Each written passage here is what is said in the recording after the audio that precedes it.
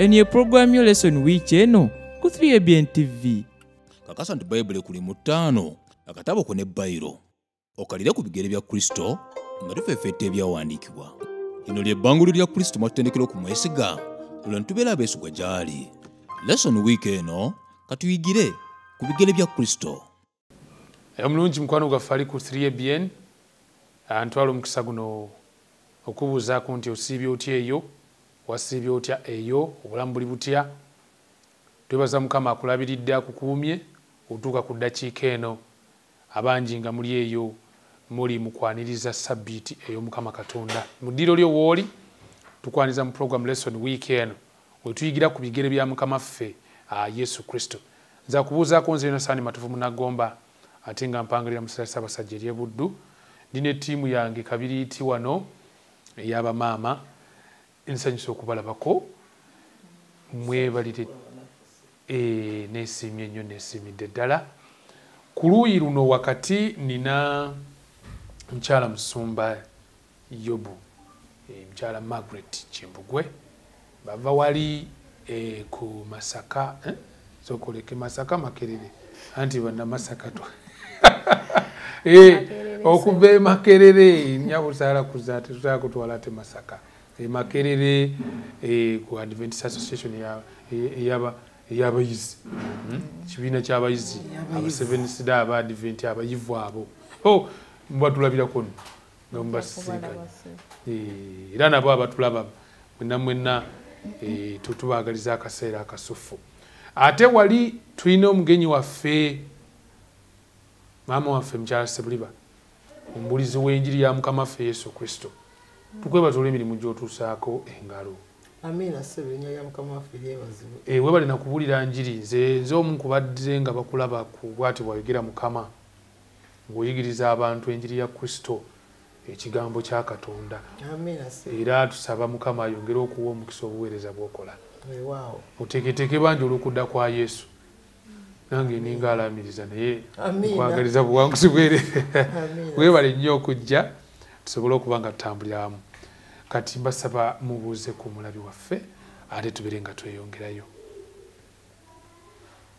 Abaagalwa abalungi abatulaba nga tuli mu buweereza buno, twebaza Katonda olw'ekisa kye n'okwagala kubanga naffe atuwadde omukisa okubeera nga tugenda kwegattira wamu nammwe nga tukubaganya ebirowoozo ku lesoni yaffe ennungi eriko omuntu okugamba nti Yakobo Isirayiri.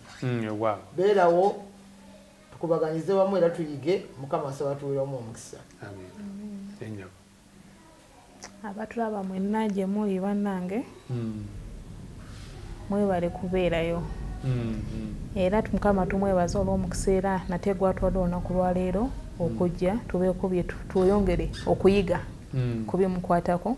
Mukama musaba ffenna tuyigiririze wamu lesson weneggwera ng'oba oli awo buli omu alina kye yeetwaliddewo.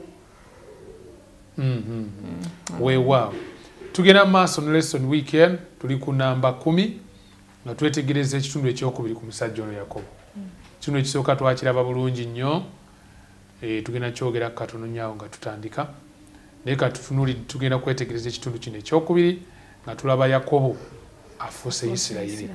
Bijja bitya, byabawo bitya, biki ebyaddirira, byonna tugenda kuba tubizuula. Mukyala Musumba tusooka otuweereyo essaala tulyoke tubeere nga tutandika butereevu. Katusabe.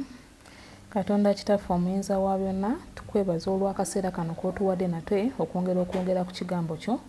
Otulungamye Katonda waffe otuwa amagezi agava gy'oli twogere ebyo byokka bye weetaaga twogere olw'obulungi bwaffe obw'omwoyo n'obwa bannaffe abawuliriza. Beera wamu naffe ku bwa Yesu Kristo Mukama waffe. Amen. Weewaawo. Amiina. Tugenda kubanga ate tweyongerayo ne lesson namba 10 naye nga mukwano gwange atulaba nakujjukiriza nti mu lesson namba 9 twalaba bulungi nnyo Yakobo ono n'ensasage ezaali ziguddewo ewaka waabwe ebimu yabireeta kubanga kale nze kiri ekyemmere simunenya nnyo kuba yamuwa emmere namuga nti waayo nampa omukisa gw'okubanga nze ninakkiriza simunenya nnyo. Naye ate bwe tutuuka ku kino ekyokuba nti ayambala n'eddiba, egenda n'ayambala eddiba agezeeko okulimba kitaawe yeefuula Esawu era gye byaggwera nga wuuyo awunye emiwa badduse Katonda n'amusaasira n'amuwa n'ekisuubizo nti endagaano nja ginyweza era muggwe nemugenda okuvaalira kola ensi yonna kubaga nti ensi yonna egenda kuweebwa omukisa muggwe. Ne tulaba nga musajja wattu agenze naye ne bamulimbira ate wa kojjaawe ne bamuwaamu omukazi omulala naye ate Mukama mu ekyo n'amuwaamu omukisa nti Leeya avaamu abaana mwava ezzadde liri eryogerwako. Yuda si oyo? Yesu yagaa nti obulokozi buva mu Yuda. Tukirabira ddala nti mwana oyo mu mukyala Leeya ate gwe baalinga gwe bamulimbiddemu ate mwemuva omukisa ogwo. Kati gye twawunzikira nga Yakobo ateekateeka okudda ewaka amaze okusiibula kojjaawe Labani. Kati wano mu kugenda ajja naye bw'aba ajja tannatuuka bulungika waŋŋambe nti n'alengera amalama akitegeera nti ne Esawu gy'ali eyansuubiza kozi yali amusuubiza ki nti nze kaamala okufa tugenda kumeggana bulungi nnyo njagala ndabe bw'onaatwala okusika kyokka ne Katonda atamugambye nti ddayo. Kati ensasage y'amaanyi musajja twagezaako okuyiiya nga ffe bwe tuyiiya naffe abantu agati kamuweerezeeyo ebirabo musendesende mukakkanya omutima akizirwa luvannyuma nti n'ebirabo tebirina kyebiza kukola ku mutima gwa Esawu oba omutima gwa Esawu gwasiriira. Yakoowa kyanoonya kimu njagala nfe nga mmaze okutta muganda wange n'abasajja bina abalina zoona mukiraba bwe twolekera kati munange omulabi waffe bwe tuli mu kwolekera. Naye olunyiriri lw'okujjukira luuluno ebireberi 32 olunyiriri lwa 8 lugamba nti n'ayogera nti erinnya lyo terikyayitibwanga Yakobo wabula Isirayiri kubanga owakanye ne Katonda era n'abantu era osinze. Twandigaye nti omegganye ne Katonda era n'osinga. Kati Yakobo n'atuuka ddi okumeggana ne Katonda? Lwaki ameggana ne Katonda? Byonna byonna tugenda kuba tubizuula Leesoni yaffe eya wiiki eno. Lunyiri luno olw'okujjukira ndwagala nnyo nze ng'omulumpa nnyo essuubi nti Katonda asobola okukyusa erinnya lyo. Can change your name. Kuba erinnya ly'omuntu no kikulu. Kitaawo bw'aba yalina erinnya Katundu kangeze oba nansananga eyo oluusi n'aba traffic bw'obasanga n'obaga nti nze mutabani wa gundi basobola okuleka n'oyitawo nga tolaba kati nga mutabani wa Museveni bangi nnyo katugenda mumukkiririzaamu era batukyamukiriza kuba kitaawe. So okukyusa erinnya kikulu okuggyako erya Yakobo kuwa Isirayiri Katonda akisobola. Kirimu amakulu ag'omunda kyetugenda okuba nga twetegereza ndowooza. Kali wano kyembadde ndabawo mweno Leesoni yaffe ey'okumi kubanga era eyogera ku kukyusibwa kw'erinnya lye okumujja ku kubeera Yakobo n'amufuula ani Isirayiri. Kubanga wano kiba kitulaga nti bwe yamuwa n'erinnya lino epya ng'amaze okumujja ku liri ekkadde kiba kitegeeza nti nabiri ebikadde byonna byali mu luli kaakati bikoze eki bikomyawo. Amuwadde entandikwa empya nti kaakati ye gwani Isirayiri kitegeeza amuwadde erinnya epya n'amuweerako n'entandikwa ki empya. Kati neso namba 10 eno tugenda kwogera ku Yakobo wano olwo takyali Yakobo wabula afuuse ki Isirayiri afune entandikwa empya. Kiringa ndooza bwe kityo atandise bupya kaakati. Omuntu yenna bw'abeera mu Kristo abeera kitonde kijja eby'eddanga biweddewo buli kimu kifuuse kijja. Katwa tugende ku Sande tugende butereevu lwakati tujja kwongerako ko wano katundu kano nafunyewo ekyokuyiga. Twakirabye nti omusajja ono yali mweraliikirivu nnyo addayo amaaso agasimbaganye ne muganda we Esawu gwe yali amaze okukolako olukujjukujju olw'omutawaana okumutwalako obusika bwe. Yeeyolekedde ekiseera ekizibu kye baatutuumidde nti ekiseera eky'omutawaana gwa Yakobo. Subira nti ekiseera kino naffe oluusi tukituukamu Jacob's time of trouble. Jacob's time of trouble ate nga ne mu maaso kijja kuba kyamaanyi okusimbagana mu mbeera enzibu efaana bweti. Naye wano kye nnalabye ku Mukama Katonda era kye namwagaddeko ennyo nti Katonda waffe akuuma ebisuubizo nnyo nnyini ekyenkanidde awo newankubadde ng'emirundi emingi ffe tukola ebyagala okulemesa ebisuubizo ebyo okutuukirira. Waliwo nakakwa yayogedde wano mu Luganda nti kagutonye ketonye kagwake Katonda mu malirivu ajja kutuukiriza ebisuubizo byaffe maaso na maaso tugenda mulaba. Newankubadde ng'embeera zaffe oluusi zitawaana ne zibanga ezaagala Katonda zimuziyize kagutonye kagwake Katonda ajja kutuukiriza ekisuubizo kye. Kyeyasuubiza weewaawo kwegamba tulaba nga wano tugenda kulaba engeri gyayongera ate okukituukiriza yakimuwa luli nga bagenda epanadalamu n'akimuddiza naye wano tetulabawo Yakobo nga omusango gumuva ku mutima gusigalako. Kati tuze ku wrestling eno kukumegana kuno nze significance gye twala kutegeera okumegana kuno kwali physical kwali spiritual abamu beebuuza ebibuuzo ga nti naye Yakobo yene amaanyi agasobola okulwana ne malayika.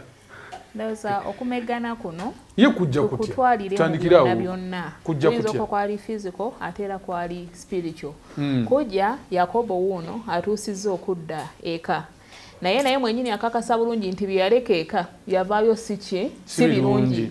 Amanyidde ddala nti jadda ayigira mu kufa kwereere talabayo ssuubi lyonna kubanga akimanyi nti jadda teri bulamu yadde naki emirembe ku mufunze gimuweddeko ensemufundiridde nti ekibi kye yaleka akoze emyaka emeka gyonna gye yamala eri kakati saawa eno kitandise okujja kimulumiza nti ebyo nno gy'ogenda teri mirembe atandise n'atandika n'okwejjusa oba oliawo lwaki yakola byonna byeyakola byeyakola. Kati wano mu kumegana ne Katonda kubanga batulaga olwo batandise olugendo addayo ebyo byonna bitandise okumukaabirira biza atandise okubijjukira atandika okuteekawo n'engeri ze ye zaalaba ezinaayinza okukolamu naye nga mu kulwesolingako okulumegana ne Katonda yayagala asooka asigaleko emabega yekka asobole okufuna engeri gye yeegayiriramu ani Mukama alabe engeri gy'anaamutaasa okuva mu bulabe bwagendayo kubanga kitwaga nti Yakobo wano yali agezezzaako byonna ye ng'omuntu mu maanyi ge byasobola okukola okusobola okulaba ng'akola nga yeetaasa naye n'akizuula nti mu byonna tewali yadde n'ekimu ekigenda okukola okumuyamba kwatu tulaba yasooka n'abateeka mu mitendera abantu be baba basookayo aweerezzayo n'ebirabo bibyo bye bakola bye bamuziririra n'amanya nno nti kati nno bino birabika bikoze eki biganye n'alyoka akizuula nti mu kintu kyokka ekigenda okumuyamba kiri ekyo kwe kwekwata ku Mukama akole asabe amwegayirire asobole okufuna okusonyiyibwa okwo mu mutima okuva eri ani Mukama. So Yakobo okusigala yekka asigadde kikyanoonya Katonda ali bw'omu ng'anoonya Katonda. Sebo nange mbadde nnyongera ku nsonga eyo naye kuba akafaananyi nga tuli mu lugendo luno Mukama waffe alina ebyoga nti omutuufu nga ali omulungu wakukkiriza naye tuyinza okwebuuza kikyakkiriza. Okusookera ddala Yakobo yakkiriza kiki yakkiriza nga tasaanira kiki yakkiriza ng'embeera eno ey'olukujjukujju lwonna emwetimbye gye yali asobeza muganda we ng'emuli mu bwenyi yalowooza nti ebisuubizo bya Katonda tebisobole kumutaasa ng'akkiriza ddala nti mwonoonyi. Omuntu yenna bw'akkiriza nti mwonoonyi nga ne kyonna ky'ayinza okukola okwetaasa tekisobola y'embeera Yakobo gye yalimu. Yakkiriza wano nti tasaanira newankubadde akatono okwolekera muganda we ng'ogyeko ekyo nga ne maaso ga Katonda laba tagira tasaanira. Kati obutasaanira obwo bwe bwamwetimba n'awulira mu mutima gwe okulemererwa n'okuzitoowererwa okw'embeera gye yali ayitamu n'alaba nti kyokka ky'ayinza okukola kwe kudda eri Katonda n'agwa wansi wewali okusaasira wayinza okuwonera. Era mu kino twalabye nti Yakobo yali ameggana ne Katonda yennyini mu bigambo bye yakola era naye muli n'alowooza nti bataasaasirwe posi wanduke nalabyemu ako okuyiga waliwo ekiseera kye tulina okuggyako ebirala byonna tusigala ne Katonda waffe.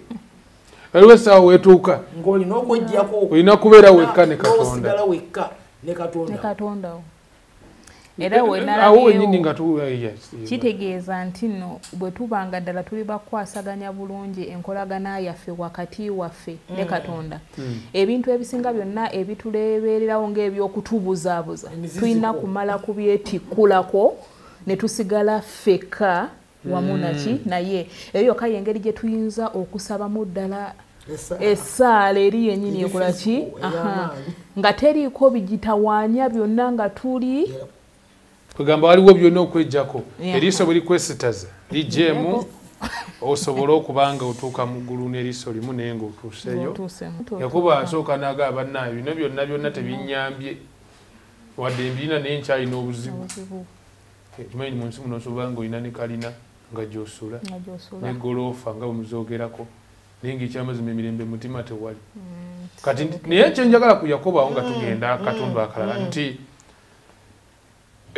Yakobo agenda gy'amanyi nti yewali emirembe mu butuufu wano mu nsi ne bw'otambula oddamu n'ogenda buli gy'olaga teri mirembe era Yesu yagamba nti emirembe ebigambo bino mbibagambye mubeere n'emirembe mu nze mu nsi mulimu ennaku nnyingi nnaku yeerimu wadde emmotoka tulaba zitambula naye abazivuga abamu bambi mirembe tebalina beetaaga genda eri Kristo kirowoozo kyange mu kino oli mutuufu nnyo era nze nzikirizaga ne muno mu nsi temuli kuwummula tuli wummula mu nsi ennungi esinga eno pozi wano kye nalabyewo ekirala nti ng'ali mu mattansi ejjere amaze okwejjako biri byonna bigenzi bwe waalabikidde omusajja bwe yakwatagana naye mu ndowooza mu eyo endala ng'alowooza ddala nti oba esawo muganda we ne bameggana naye mu kumeggana kuno obudde butuuka okukya bakyali mu kumeggana mu kyokuyiga kye twalabye ng'omwami ono gwe yali ameggana naye kwe kumukoona ku mbala kasoye naye bwamukoona ku mbala kasoye n'amugamba nti sijja kuta okugjako ng'ompadde omukisa naye kambuuze bw'amukoonamu wano yeeyongera maanyi oba gamugendera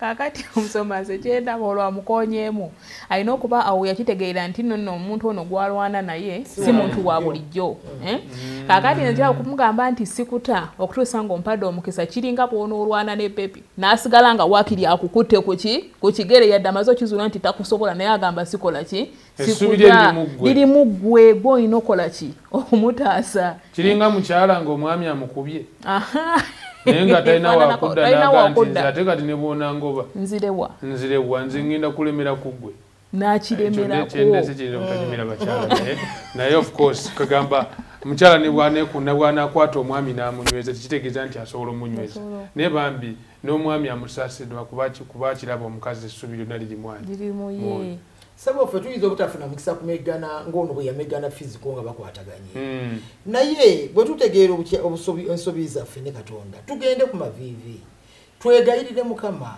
twatule obutali butuukiri bwaffe n'okwonoona n'okusobya nzikiriza nga tujja kuwulira emirembe mu mutima era bw'amala okuwulira emirembe gino kyetulabye ekyaddako ono gwe kumugamba nti omegganye ne Katonda era n'abantu naye okoze eki osinze era n'erinnya lyo tujja kuyitibwa ngaani Yakobo amangu ago erinnya lye ne likola ki erikyusibwa okuyitibwa ani Isirayiri erinnya eryavaako erinnya ly'eggwanga eddene ne leero mu ngeri eyo naabagalwa nze ndaba Katonda mweteefuteefu okukyusa amannya gaffe twayogeddeko nti asobola okukyusa erinnya oyinza okubeera nga walina erinnya ekyamu oba wali weetundira ku kkubo eyo yeyitibwa enjiri teba njiri bwekuleka mu mbeera eyo gy'obaddemu ng'okyagirimu naye omusajja ono amugjeeyo amugete erinnya teyitibwa nga wa Yakobo wabula Isirayiri kubanga owakanye ne Katonda era n'abantu ate okoze eki osinze amugja mu linnya ery'obubbi kubanga Yakobo kyakitegeeza bubbi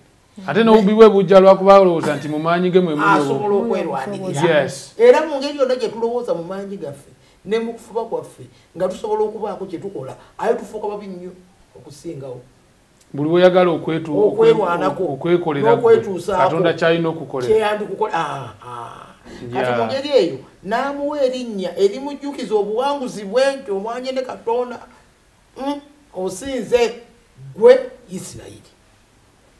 Ekyo nze nekindaga nti era kyetujja mu kusaba kuno Katonda tulina okulemera ku nsonga yaffe kuba yamulemerako ng'awulira ye muno mwe muli obuyambi bwe bwonna bugenda kuva mu ono n'akiremerako ddala kyasaba honestly era ne Katonda naye n'amulaba nti omusajja ono omutima gukoze eki gumenyese aneetaaga kwe kumuwa n'ekyenyakola kye okuwangula Katonda kwe kuba nti yajja n'omutima oguboneredde Mukama nsonyiwa neetaaga okusonyiyibwa mbeere nga ndi mutuufu ku sayidi yo ng'ekyo kiyeetaaga ddala akimanyi era ndowooza nze kyemanyi nti okwo kwe kuva Mukama okumugamba nti akoze eki awangudde era Katonda toyinza muwangula okujjako nga omutima gwo gumenyese teri ayinza kuwangula Katonda mu ngeri endala kuba Dawudi yennyini agamba nti saddaaka singa zobadde oyagala zonna nzina nandizikuwadde naye gwe Katonda saddaaka gy'osiima gwe mutima ogukoze eki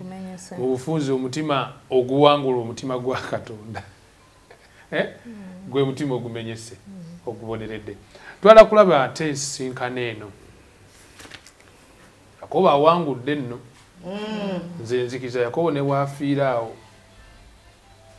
bwe kiri ne bwe yandibadde afiiridde awo musajja wattu nga tasituseewo n'aga nti obulamu bwe ne bukoma awo yali afiiridde naye kati basisinkana nga asisinkana muganda we Esawu wano wabaddewo ekyokuyiga ekinene Epanueri gye yasisinkana Katonda agambye nti amaaso ge ne galaba amaaso gaani ga Katonda ekifo we yasisinkanira Katonda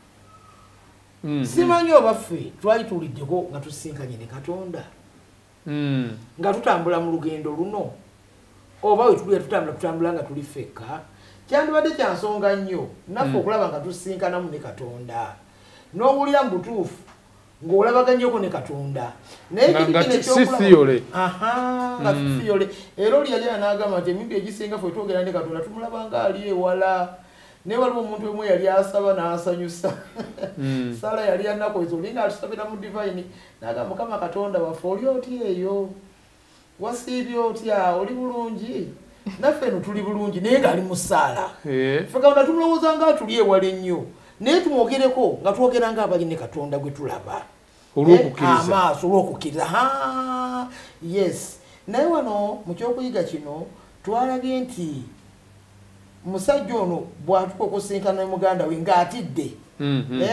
ateeseteese amaka ge nga bwe twalabye nti asindise byonna abyeggyeko basisinkana ne muganda we naye mukusisinkana eno ze kyenagirabyemu ti omusajja yejjako endowooza yonna ey'amalala eyinza okubeera mu ye pozi nga naffe tuyinza okutuuka kati okujejjako yejjako amalala n'atandika okuyita muganda we mukama wange omudduwo mukama wange mbunaagwa neyeevuunika mu maaso ga muganda we emirundi 7 nga bwagwa bwayimuka ng'awulirira ddala nti ono mukama we mu kino ng'akakkanye atuuziza nniya kyenalabye ne muganda we eyali aze ne puroguramu ey'okumutta n'agikyusa n'amuwahaaga n'amugwa mu kafuba. Tukyayongera okuttaanya ekintu ekyo kitegeke naye twalasooka kuwumulamuko twalasooka tuwumulemuko ate tukomewo tugende mu maaso tulabire ddala Esawu ono mu kusaasira Yakobo kiki ekitegeeza naffe Mukama ayinza tuyamba atya kufuna okusaasirwa ne mu maaso g'abantu kuba kuli okwasoose mu kiro kwali kusaasirwa wakati we ne Katonda kadade n'abantu tusiwe ebisinga omukwano gwaffe katusooke tuwumulemu.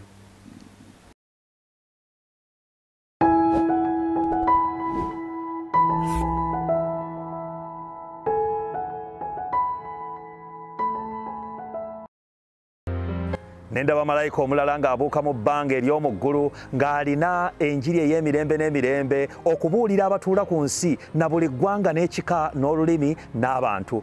N'ayogera n'eddoboozi ddene nti mutye Katonda mumuwe ekitiibwa kubanga ekiseera eky'omusango gwe kituuse mumusinze yakola eggulu n'ensi n'ennyanja n'ensulo z'amazzi.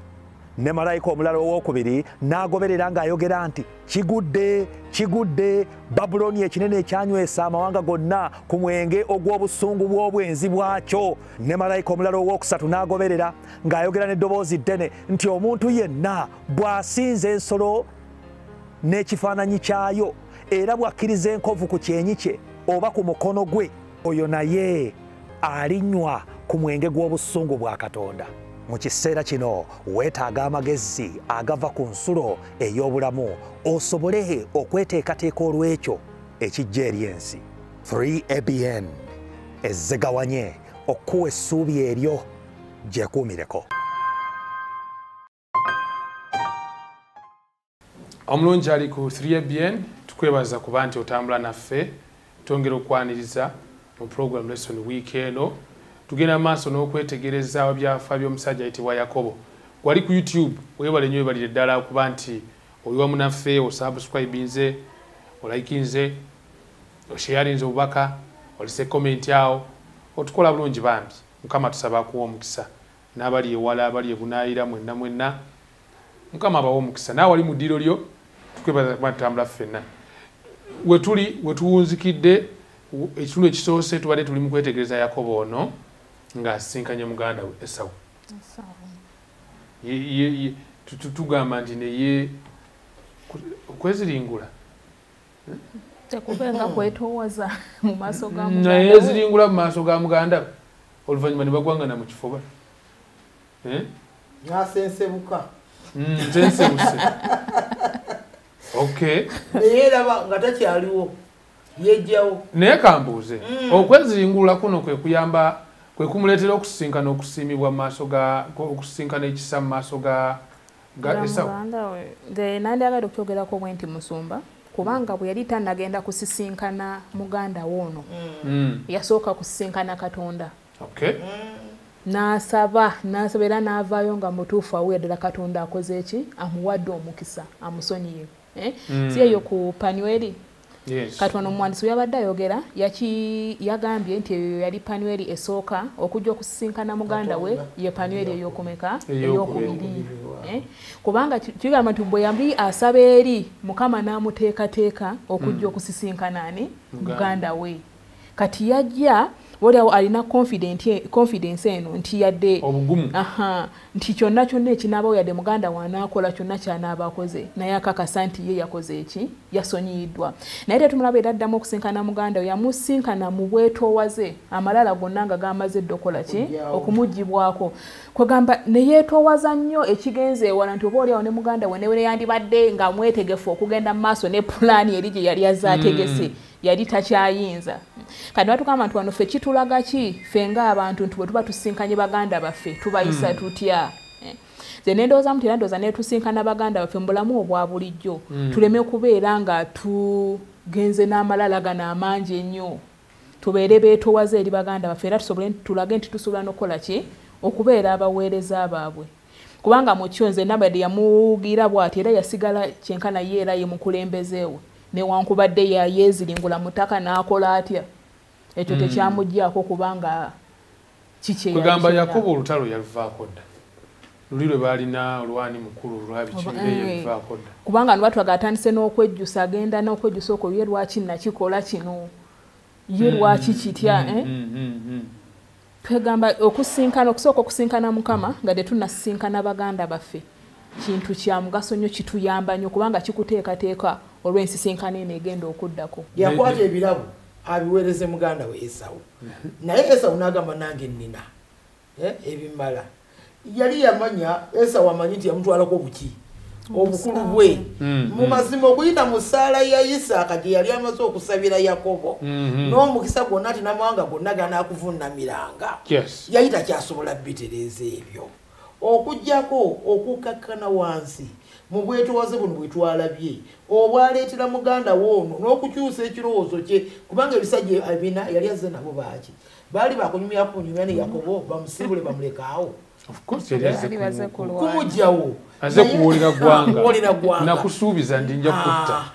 Naye mu kino twalabye nti yeetoowaza era okuvunnama kuno okw'emirundi emusanvu yagaa nti Yakobo bwe yavunnama nti Esawu bwe yalaba muganda we mu ngeri eyali tesuubirwa nako. Esawu yalaba Yakobo mu ngeri eyali tesuubirwa nako yadduka eri Yakobo mu kifo eky'okumutta n'amugwa mu kafuba n'amunywegera.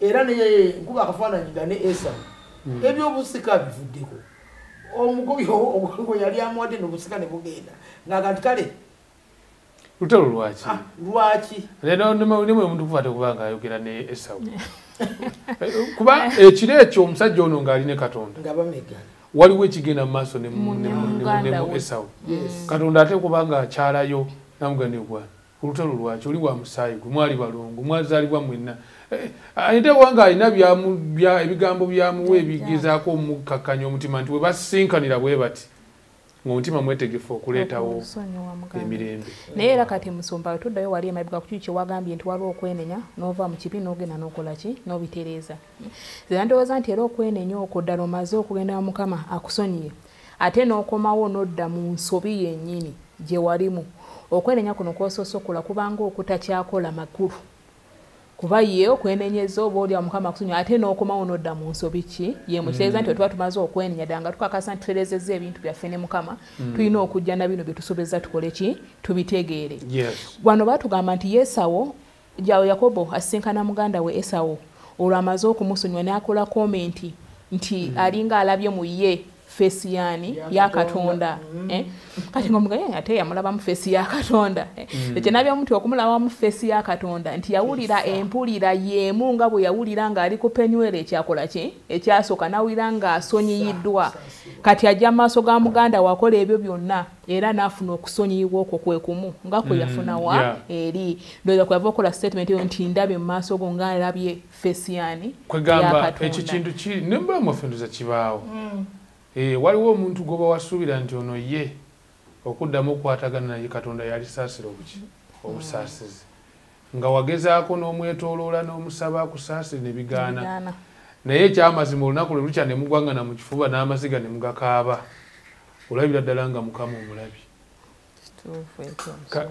katugende ku kusenga kwe omulabi waffe Yakobo asenga kubanga kati amaze okufuna okusaasirwa eri muganda we yakusoose n'akufuna eri Katonda kati akufunye eri muganda we kati amaze okusenga mu nsi eno naye ebintu birungi tebyabeera birungi emirembe mutima agifunye kubanga yasonyibwa eri Katonda ate ne muganda we naye amusonyiye naye ebweru ebintu biyinza obutaba byangu olugendo lw'obukristaayo luno lwewuunyisa nti osobola okufuuka ekitonde ekijja naye ate gy'owangalira emirembe ne gitabaawo mwekwetoolodde wadde emirembe mutima mwegiri ensonga eno yaddina sebo ku nsonga eno yaddina mwami ono amaze okusenga yasooka n'awulirayo ku mirembe n'akafaako n'akatuuma Shalom era bwe kasooka okulabikira mu lugendo lwe akafaako ke yalimu akatuumya ekigambo ekyo kubanga yawulirawo emiki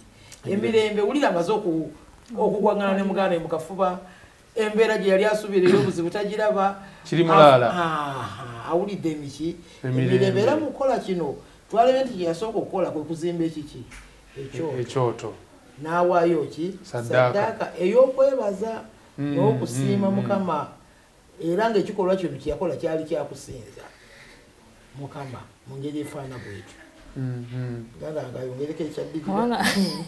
kyenategeddemu wano nti wano we yafunira emirembe yandaze nti oba oli awo ne bwe yali eri ewaako gyawe ewa Labani alina okubanga naye teyayinaayo mirembe avuddeyo talinayo mirembe yeeraliikiridde ne gyadda kaakati akomyewo ate Mukama amwadde emirembe muganda wakoze eki amusonyiye ndooza n'agamba owange kanange nkole ki nzikalireko wano nfune ku mirembe ntandika okubeera ku mirembe naye batwaga nti ate awo wennyini bwe yali asuubira okufuna emirembe ate abatabani ne bagenda ne bakola ki ne babibijja kubanga bagenda okuwolera eggwanga olwa mwanyinaabwe gwe baali bakoze ebityali bituufu oba oli awo bamukwata tukigambe bwe tutyo Bayibuli ekiraga bulungi nnyo nti omuwala ono yasobezebwako batabani ba Sekemu. Sekemu mwana wa Komoli omukiivi abatali bakomole n'agwagwawaza Dina nkiraba muwala wa Yakobo omusajja abadde alowooza ekifo kya mirembe kati ate amaka gatandise okujjula ebizibu olujjukira bannyina ba Dina bavaayo okwefuula bo be bagenda okuwoolera eggwanga naye kakati ekibuuzo kyali wano lwaki tebagenda straight ne batta omuntu omu Sekemu yali akikoze ku mwannyinaabwe naye ne basalawo okugenda kukola ki kutta bonna bonna abasajja abaaliyo. Busungu bwabayitirirako. Busungu bwabayitirirako. Kubanga batugamba oluvannyuma yadde Sekemu yakola ekyo naye yalaga nti ddala yali ayagala Dino ono mu butuufu bwakyo era najja asaba akole ki? Abeerere eddala naye asonyiyibwe amutwalire eddala.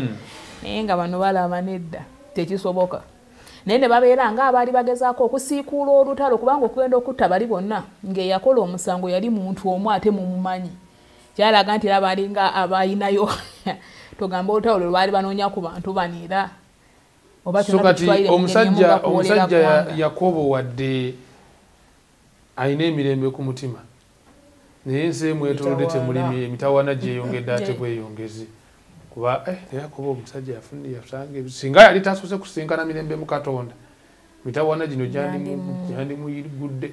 Era ssebo mu kino nze nafunyewo ekyokuyiga nti emirembe gyaffe mu nsi nga twasose okwogera temuli kubanga bingi ebitumalako emirembe. Nsuubira kino senga yali Yakobo teyandikikoze abaana kye baakola. Baakola olukujjukujju n'abantu bali simanyi oba Yakobo yakimanyaako. Akati bannange tujja kukolagana nammwe naye akati abasajja bonna balimu mmwe mubakomole. Ne bakuba akaseera nga abasajja bano bonna bali mu bulumi nga tewali muntu asobola kuyimuka kulwana ne bagenda ne babatta nga battire wakati mu bulumi. Kakati ebigambo bino bituuka ku musajja ono yali amaze okwefunira emirembe gye n'agamba lwaki munneeraliikiriza. Ko bali nti kyali kitono nnyo ogwagwaza mwannyinaffe. Obuzibu bwendaba nti mu nsi muno okujjako nga Yesu amaze okuleeta emirembe gye yasuubiza tujja gifunako akaseera katono. Era nze mu kino ngenda n'endaba ti oluusi ogenda n'olya n'okkuta enkya nekijja neekeera ng'ekuluma. Oluusi n'ogenda n'osanyukako amasanyusanyu enkeera ati nobeera mu maziga ofiiriddwa oba oli awo. Kwegamba embeera ey'obulamu buno ey'emirembe Shalom ono omusajja gwe yatumira ekifo kino tuli musingana mu ggulu. Wano ku nsi taliiwo musajja ali mu kuwangaalira mu nnaku njereere. Ekitegeeza stress yeeyongera bweyongezi buli lunaku. Weenenyeza Mukama ddala n'akusonyiwa tekitegeeza nti ogenda kuddamu kusanga bintu birala bikyalenjinga bulamu bwo. Ate mama badde njagala okugambeko nti byeyongera bweyongezi kubanga omulabe si musanyufu. Gy'okumusemberera Mukama.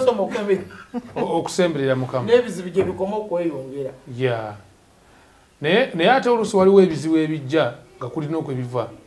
Kati katundu akaweneezidde tulaba ate okusinza ebifaananyi mukulabye.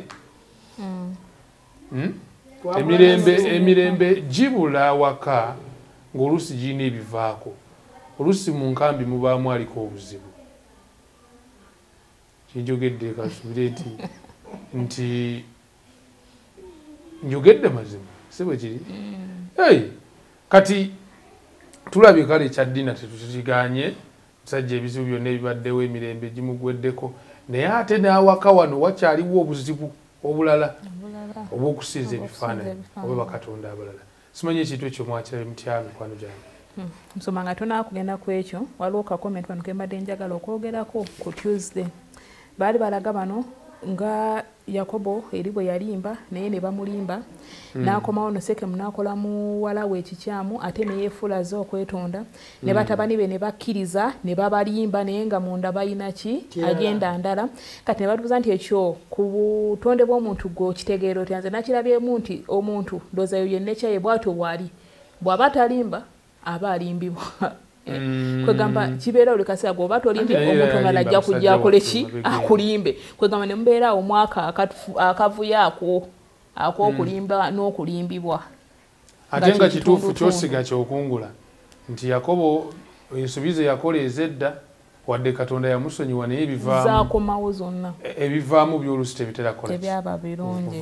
Sebo ne ku lubereberye jjajjaffe bwe yalimbibwa ebivaamu tukyabitegako ne kaakati ddala bikyagenda mu maaso. Kyenvudde ngamba okutuusa Yesu ng'abikomezza lwe tuliwummula tetujja okufuna okuwummuzibwa okulungi kubanga ebivaamu tukyabigabana n'abaana b'abaana baffe tukyabigabana. Amawulire ago gayamba gatya omukristaayo ali mu kutulaba nga abadde alowooza nti bwe mmala okubanga Kristo mufunye ndi kitonde kijja kitegeeza kati emitawaana okulumbibwa ebizibu tebijja kubaawo kuba bannyo ku bakristaayo baffe balowooza ti bw'asanga ebizibu kitegeeza Katonda amuvuddemu. Katonda ayinza oba taliiwo oba Katonda ayinza okuba nga anyiigidde. Oli yagenda n'akola statement eno ebizibu biringa nga God's weapon. Simanyi oba oyinza okkiriziganya naye oba eyinza ate okutukuuma obutamuvaako. Nentuka ekiseera nanga nti batwandyetaaze n'ebiseera ebimu tusabika ku bizibu. Andi kati oyinza okusaba Katonda obugumiikiriza akuzimbemu obugumiikiriza ekyokulabirako. Oyinza otya ogumiikiriza nga tewali bizibu oba ogumiikiriza ate owangula otya era tuli wangula kati awangula owangula ki nga tewali kikusoomooza. So ebizibu Katonda si yabireeta ekintu zonna kyo twetaaga tukinywesa naye abirekawo olw'okutuyamba tuddukire gy'ali. Nze nina kyenzudde mu mirembe abantu ebiseera ebisinga twerabira nnyo Katonda so nga ate tumuyigga nnyo nga waliwo ennaku ku mitima gyaffe. So okusigala nga waliwo ebizibu tekitegeeza nti Katonda atwabulidde wabula kituyamba ate okwongera omusemberera. N'ekyokandoza okumumanya ne tumutegeera ddala nga tumwesize kyekituwa n'emirembe okuyita mu bizibu bino bye tusanga bulijjo kubanga obwesige waffe bwonna buba mwani mu ye nti buli ekitutuukako era yandigaye Mukama yenze lwaki bitya bitera ogamba Mukama ompe n'amaanyi nagaaga nankola ki aganasobola okumpisa mu kino. Kagalo kaseera oba buli kimu okitadde ku ye yamanyi lwaki kino yakireese era yakireese nga olwoli awajja kusobola okukola ki okukimpisaamu. Ekyo nakyo ogenda okulaba nga kisemu nekinzisaamu wali nti Katonda agaba emirembe so singa ensi bwegaba wabula ye nga bwakola atya. Kati nze ndaba omuntu obulunzi omukristaayo okubeera mu kizibu naye nga abantu bonna bakulaba ggwe teweeyisiza nga bo bwe bandyeyisize nga togambye nga toyogedde nga bo bwe bandiyogedde oba oli awo. Nosigala nga oli mukakkamu girabya ddala nga gyemirembe gitava mu nsi wabula giva wa Katonda okubeera naye ate era ndowooza waliwo ne kyetwetaaga okukola. Sometimes embeera bwe basi nnungi weetaaga okubaako kyokola. Yakobo alina kyazzaako kuba azudde nti neewuwe waliwo okusinza ebifaananyi. Wantu awo nja tutanyeewo tuveewo olwo mu kusinza ebifaananyi bino olwo kizze oluvannyuma lwa ani asinza ebifaananyi abantu be yali ali nabo mu kampu yekwa kampu bagiyita bateyo mu Luganda enkambi wajagira dda nti mu nkambi y'omwo ennyumba ye kale tugiyite ennyumba ye mwalimu abaali basinza ki ebifaananyi ne batujjukiza ne example ya Lakeri eyali adduse n'ebintu bya taata we. Ate ne batujjukiza nti na wano wenyini we baali basetolinze mu Kanani abantu baawo baali basinza baki babifaananyi era ne bagamba nti bano we bagenda okubalumba bavaayo n'ebifaananyi ebyo ebimu era ne batandika okukola ki okubisinza.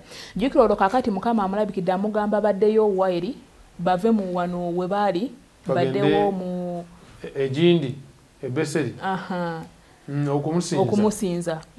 Ala kirama ddala okusinza Katonda okutuufu tekujja kusobola kubeerawo ng'akyayina abantu bano bonna n'ebifaananyi byabwe bye basinza. Ennyumba yeetaaga okulongoosa era kyasooka okubagamba ebifaananyi byonna bye mukola ki bye musinza mubijjeewo mwenaaze mukole ki mutukule ambalo byamwe mubyoze kubanga kitegeeza nti bwe tuba tugenda okusinza Mukama mu mazima ate ne tugenda n'emigugu gyonna nga bwe tugyetisse sirowooza nti okusinza okwo kuyinza okuba okw'amazima. Ogenza okumusinza ate olina n'obulala bw'otadde mu nsawo bw'ogenze nabwo oba oli awo nga kitwetagisa okusooka okweggyako byonna. So nako kenayawuliddeko omuganda naye nga nnyongeza ku kabadde agamba nti abantu bano bwe bejjako byonna ne batandika olugendo Katonda yabateekako entiisa ye. Bwe abantu bonna bandibajagala dde babagoberere babalwanyise entalo n'azisirisa tewaliwo omuntu yabalwanyisa era baatambula butambuzi ne bakola ki ne bagenda kubanga buli amaze okweggyako bakatonda bano abalala bonna Katonda waabwe n'afuuka omukulembeze w'olugendo lwabwe.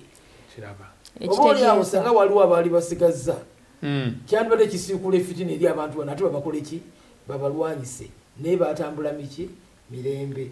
Ne mu kirala nti mu kutambula kwabwe kuno nga batambula emirembe Mukama n'ajjukiza Yakobo addeyo eri gye yali akoledde endagaano ng'alaba bamalayika nga balinnya nga bwe bakka nga balinnya nga bakola ki ebeseri agenda azimbewo ki ekyoto wano nendaba nti emirundi egisinga oluusi tutuuka mu mbeera kubanga Yakobo senga yali afiirwa kiyandibadde asookerako okulowooza okuzimba ekyo era natuuka mu kifo ekyo oba yali akiyiseeko awo simanyi ti emirundi egisinga twerabira endagaano gye tukoledde Katonda. Bagambye wano nti mu kaseera ako kyalinga ekyateekawo n'okussa ekimu mu famire ye akakokwerongoosa baddeyo basinze kubanga bonna tebamwakanya baakola ekyo. Nekinabe wano nti bwe tuwuliriza ebiragiro bya Katonda ne tubikola nga bwagambye emirembe gikomawo. Amaka awo family life y'amaanyi nnyo wano nze gyendabye nti biba tebitambula bulungi abantu batuuze tulabe obuzibu obuli mu maka bukulweko kubanga mukolwako emirembe gijja kukola ki tesikkiriza nti Katonda yaba ayagala tubeere awaka nga tewali mirembe ni wabawo ebintu ebiri mu ffe nabyo nga bitulemeseza emirembe nga ne sitaani afunye omwagaanya ogutuula mu nnyumba zaffe kati nga yeetaaga ogobwawo okuyita mu kudda obujja. Era sebo mu kujjayo ebifaananyi kuno n'okusinza okutuufu nze kye nalabyewo nti abantu bano entiisa engeri gye yabakwata ne batagoberera abantu bano nti n'ekkanisa lino yeetaaga okukwatisa ensi entiisa etya abasajja bano abatume bwe beewerayo ddala mu buweereza baatuuka abantu okubatya ne bagaa nti baabano abavunika ensi bakoze ki bazze ne wano naye n'enjiri kati yeetaaga okubulirwa nga tuzibbwa obujja ne Mukama Katonda waffe nga tukoze enkwatagana kubanga niwaliwo ka statement kano kaga nti Yakobo mu kifo kye yatuuma Ebethel ekifo ekyekirooto kye ekyamadaala akabonero akalaga okukwatagana nate wakati w'eggulu n'ensi twetaagawo okukwatagana nate wakati w'eggulu naki n'ensi okwali kumenyeddwa okumala ekiseera kakano kwazzibwawo tinga tuli mu kaseera kano tufune okusaba okwenjawulo okukwatagana kwaffe eggulu n'ensi kubeere kwamaki okuyita mu mwoyo omuki omutukuvu director rain ensi eri mu kubonaabona enkuba ey'oluvannyuma abantu batuuka okumanya enjiri ey'amazima enjiri ey'obulimba obw'ebifaananyi okusinza ebifaananyi kukyase nnyo naye nga abantu bayise mu Yesu nze ndagira nsindika ngoba mu linnya lya Yesu Kristo amaanyi omuliro ebifaananyi ebyo bibuutikidde ensi weetaagawo kati okwenjawulo okunaleeta okukwataganya okw'eggulu n'ensi ensi emulisibwa ekitiibwa kya Katonda. Amiina. Kudda obujja okwo kwetaagisa mu kiseera kino naye nga omukulembeze omukulu bwe tumulaba awo Yakobo nga yakukulemberamu kabonero akalaga nti kuno kusoomooza eri abakulembeze bonna ab'ekkanisa okukwatisa awamu abulizi b'enjiri bannakyewa awamu n'abasumba okukulemberamu okulaba nga ekkanisa efuna okudda obujja tusobole okubanga entiisa ya Mukama ebeera ku ffe okutuukiriza ekirooto ekiri mu ndagaano gye yalagaana n'omuntu yetulaba mu Kristo ng'agiragaana. So kati twagala tuwunzike n'okufa kwa Laakeri yatuuka teyatuuka gye baali balina okugenda final destination tatuukayo mukyalo ono mala okuzaala naafa kumunyambeko awo tulabe olubagenda bagamba mu kufa kwe kwali kulimu ebintu yagambye bisatu muwandiisi wa Leesoni kwayayogedde nti afa ng'azaala omwana we asembayo ndowooza era ye mwana wa Yakobo yennyini akola ki asembayo naye era ne mu kavuyo ako nga waliwo bingi ebigenda mu maaso Lawubeni kye yakola nani Lawubeni yali akoze ensobi ne Bira kwegamba ng'olaba famire yadde bagenda mu maaso byonna babikola naye ng'era bakyalina obuzibu bunene bo nga ki nga famire munda mu bo oba usemanyi muzuuzo wonza kiriwa a dysfunctional family ebe okoleti eyo gaba yakyusa n'agamba amakanga amafu naye twaligambe nti amaka agaziringitanye agatateredde tegatereerako ddala yadde galimu ebizibu kuba bano bali mu lugendo bagenda tebaali tebagenda eri gye bagenda kusinziza naye ng'era ebyo byonna bikyakola ki bikyajja naye omusajja ono kyakolera Yakobo yadde ng'ebyo yabiwulira nti oli yakoze bw'ati ne bw'ati era teyakola ki teyanyega n'asirika naye okeza nti yali yeesiga mu kisuubizo kya Mukama kye yali akoze kyamulayirira ng'akyina mukwiza nti kaŋŋende n'ekyo bino tulikola ki tunaabiraba oluvannyuma Laakeri afudde azadde omwana gw'atumye erinnya lye omwana wa bw'obulumi bwe naye ate taata we Yeste yamulaba bw'atyo kwe kulijoza era ndoze namwe erya Benjamin oli mwana wa nnaku ye ono n'agamba nedda mwana w'omukolo the son of his right hand naye eri Benoni son of my sorrow naye lwatogera kati nti yalinga ne malayika Mukama yayogera mu musawo ono eyali amukolako kubanga yaddenga yali mu bulumi ng'ali bw'atyo yabeeranga waawo ng'amugumya nti totya natuka mu ekigambo kino ne Mukama era kiyakozesanga nga yogana yaani ne Ibrahimu kubanga yamugambanga totya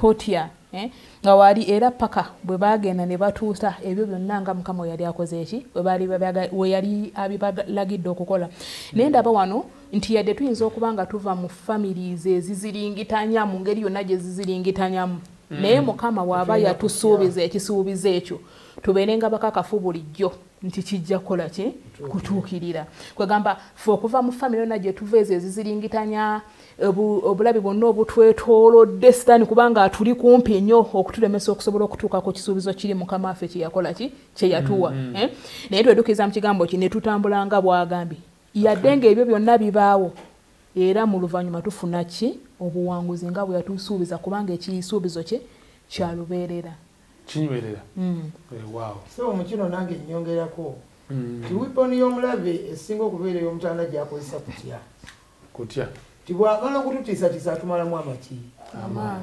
ate bwe tugwamu amaitiro kyasobola genda mu maaso naye ekigambo ndi totya bwe kijja mu bulamu bwaffe katukitwale kubanga famire eno gye tulabye lwaki ye batuwulira ebyo ebyagirimu ye totuwulira birungi byokka senga twali tulaba birungi byokka osanga twanduwaddemu amanyi nti abo baalina birungi bokka naye ekirungi ekirimu nti tulaba ebibi aye ne tulaba n'ebirungi ne tulaba ebibi kwegamba nti mu lugendo lwaffe tuyinza obutatambula dayirekiti naye mu buli ngeri yonna Mukama ali wamu naffe era mu buli ngeri yonna atugamba tokola ki totya agenti okwagala kwa Katonda kwali kugenda kutuukirizibwa okuyita mu kika kino si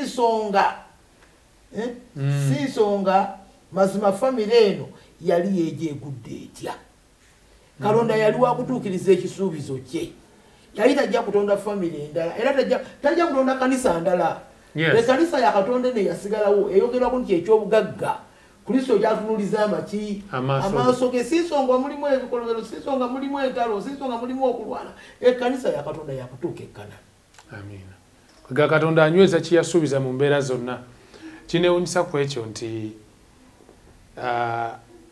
Katonda fe abantu ne bwe kuba nti tuyinza okubanga tulinga ababadde abamudisappointed ye kye yayogera asigala akinywezezza kati waliwo wano n'omuntu yawaddewo komenti birigwawo naye ekigambo kyange kyakunywereranga ennaku zonna very amazing olaba mu famire eno nti naye n'omusajja alina amaka agali bwe gati mutabani we ayagadde mukyala we ate omuwala we bamukutte ate mukazi w'omu alimu obuki obusamize ate omukyala azadde omwana asigaddewo omukyala afudde bamuziise kweganga olaba nti waliwo kitwandise distortion era musomaso omugudulu gw'ebizibu babadde bakinyonyola wano tetusuubira Mukama nti agenda kunoonya yawo bokka abatuukirivu nti bagenda okukola ki okukola nabo Jero kituwanze kinganze kimpa okukkiriza nti ne bwemba tugambe nti ndabanga abantu bano betulabirako ng'ekyokulabirako kyaffe nabo bayitanga mu bizibu byebimu oba oli awo nange ng'omuntu byenkola ki byempitamu ne bibayitamu ne bibanyiga ne bibakola byonna nga nange obiyinza okunkola kati naye nga ekyakolawo enjawulo mu bulamu bwabwe nti beesiganga Mukama mu buli ki mu buli mbeera yonna kati abo nange ng'omuntu kiba kimpa okukkiriza nti bwe neesiga Mukama yadde engwe eno n'engwe eri n'azombayo n'enzirayo naye nga nyweredde ku kigambo ki nange nja kutuuka ku buwanguzi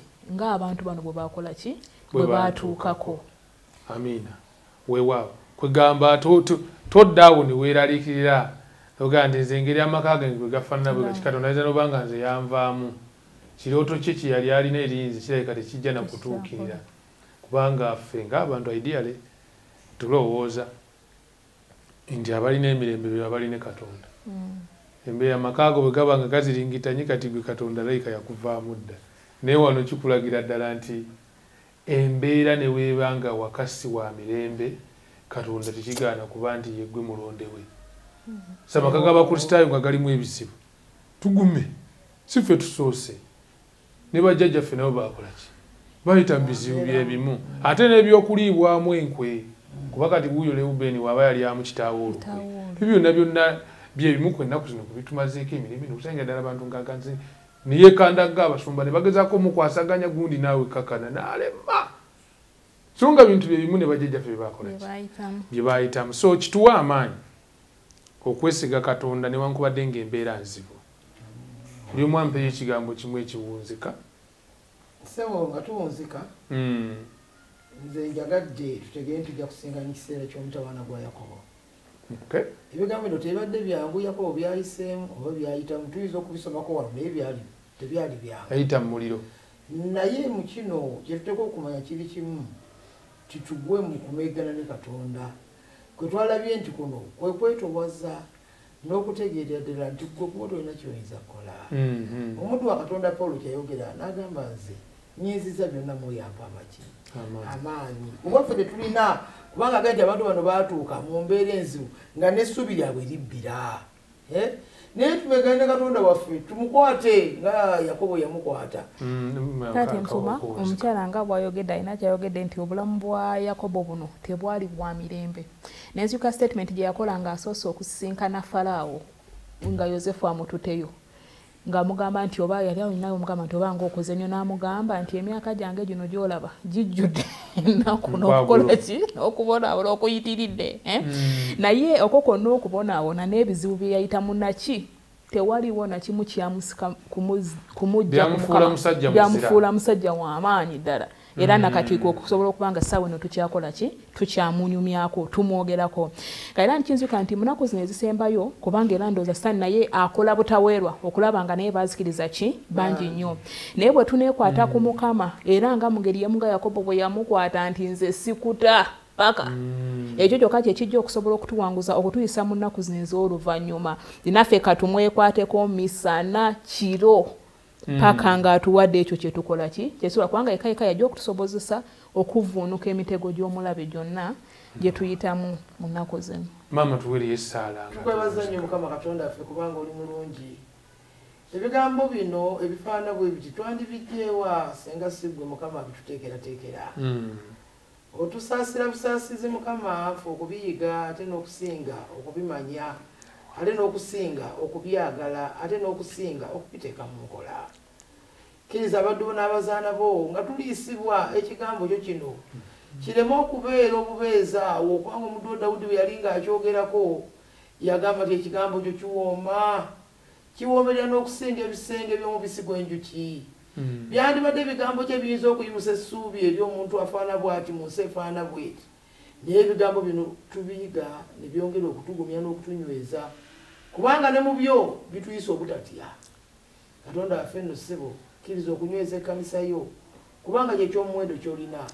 Nga bwe walina luli Yakobo mu mbeera ezo yatumiwa Isirayiri owaleero aye nga naffe tuyitibwa Abayisirayiri ab'omwoyo eggwanga eddonde ekika ekitukuvu abantu ab'envuma.